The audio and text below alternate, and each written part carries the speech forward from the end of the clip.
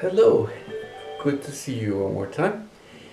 Either way, today I'm wearing a hat, which is very old. This hat is from my military service days.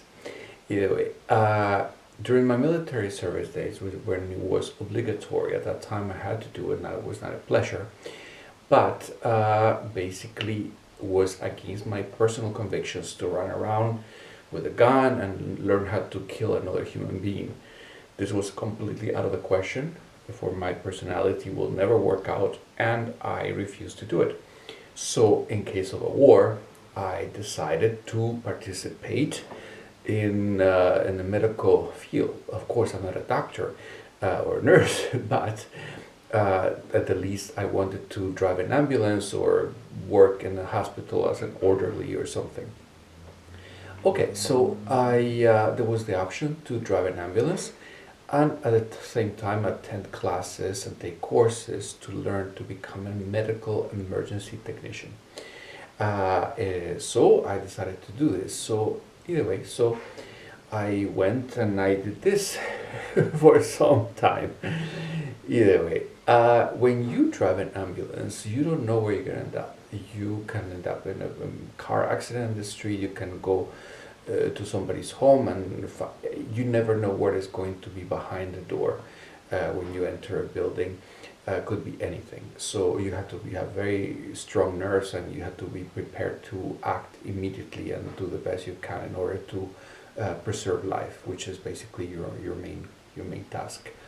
So at this point, of course, the patients we looked. This was a military hospital, so the patients we looked were usually persons who they were former soldiers who were already in retirement or in active duty but ill.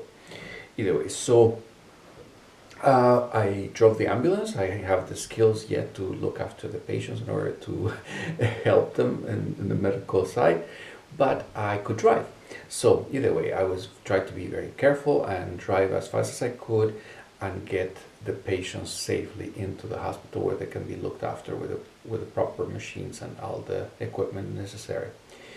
Okay, so we got a call, and then a man was struck on the head, and he was dead or dying, and so we had to rush. So we rushed as fast as we could, and we arrived at this house, and it was this very busy garden with too many things hanging, and it was cluttered. And I noticed this right away. I'm very observant to small details.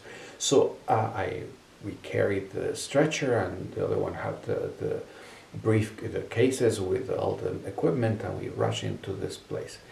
When we entered the front door, nothing could have prepared us to what we encountered. We have this place which was nothing fancy. It was just a small cottage kind of house, but it had frescoes in the ceiling, and every millimeter of the walls there were paintings, and busy and clutter. I mean, this was a painter, definitely was an artist, and he had some talent, but he just ran out of spaces to paint, and he just painted every single millimeter of his house. Either way, and so this man was not finished with that. So he decided he was going to paint the floor. The floor was a hardwood floor with this sort of fish net, I don't know, style. It looks like this in very many rows, and this man decided to paint all these little borders into different colors and flowers and birds and butterflies, and you can not imagine the amount of things he painted through all these little spaces. So the wife got tired and went to sleep, and then she went to bed with a cat, and the man continued painting. So the plan was that he was going to paint from the wall going backwards into the door of his bedroom, and then he just get into bed, and 8 hours later the paint will be dry and they can walk over again. So this gentleman decided that he didn't want to get paint on his clothes, so he took all his clothes off.